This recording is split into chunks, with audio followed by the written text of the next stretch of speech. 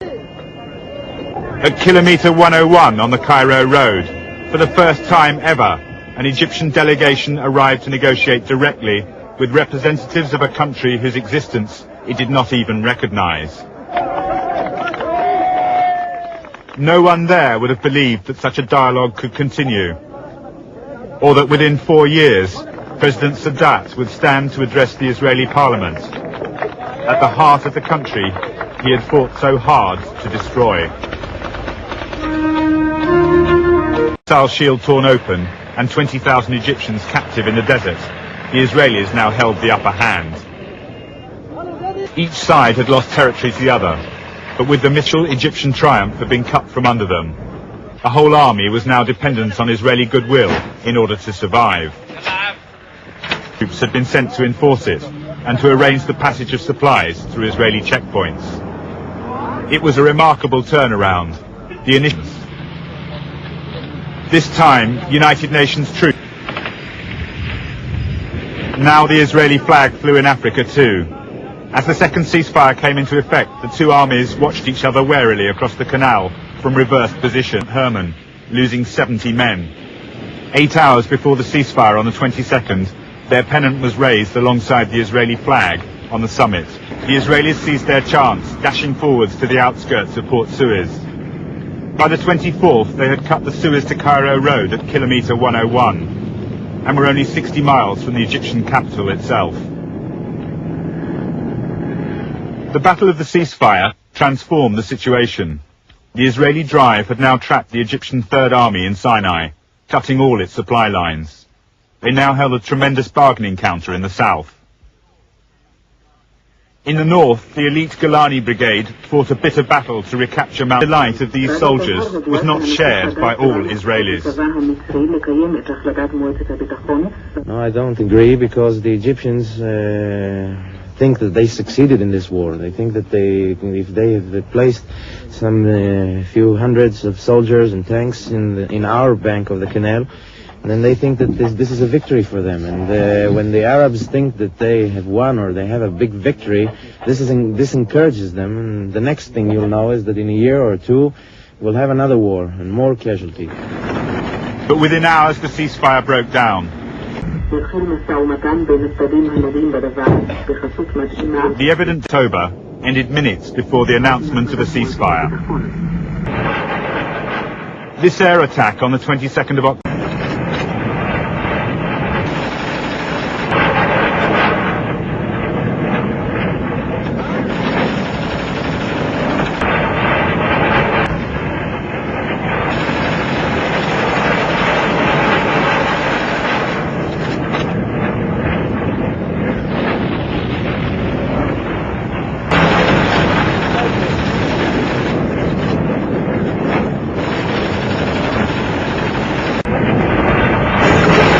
further north.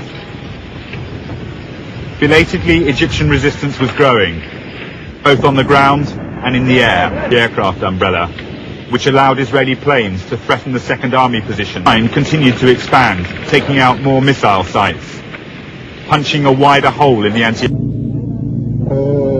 what should I say?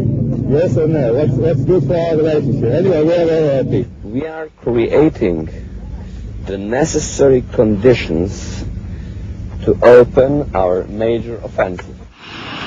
The Israelis now had 2 bridges across the canal, and their presence on the west bank was growing stronger by the hour. They now tightened their grip on the towns and villages within an area of 1,200 square kilometers.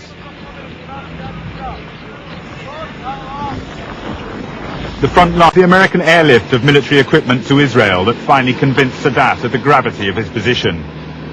Material losses had been enormous on both sides, but he had expected the Israelis to grind to a halt long before his own Soviet supplies ran dry.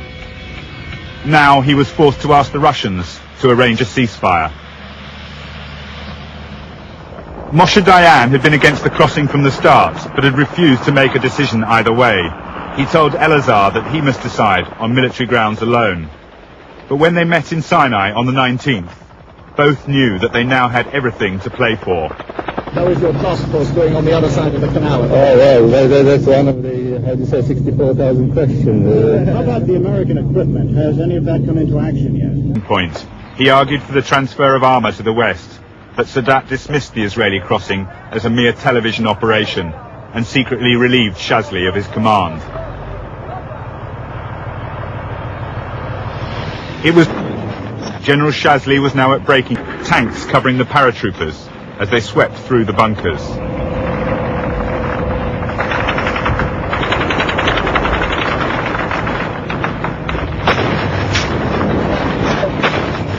Attacks on the missile batteries now and began combining. They moved freely over the Sweetwater. Hardest battle had been on the eastern bank near Chinese Farm, as paratroopers, armour and artillery fought for 2 days to stop the Egyptians from closing the gap behind the task force. Once across the canal, they'd found the ground undefended. The Egyptian armour was on the wrong bank, busy demolishing Egypt's shield. Not in Sinai, but in Africa. The Israelis had crossed the canal, and with no reserves to stop them, they were rampaging deep behind the Egyptian lines.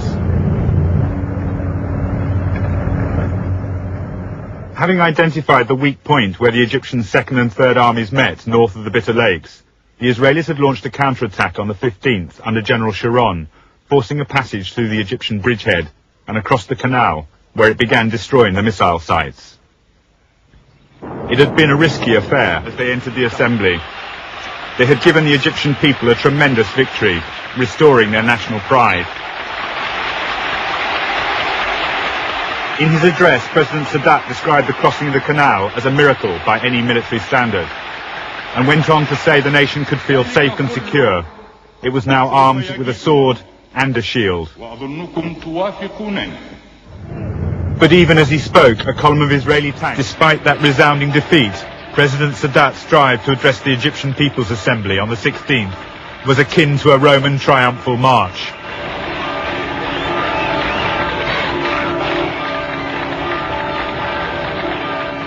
He and General Ismail were mobbed.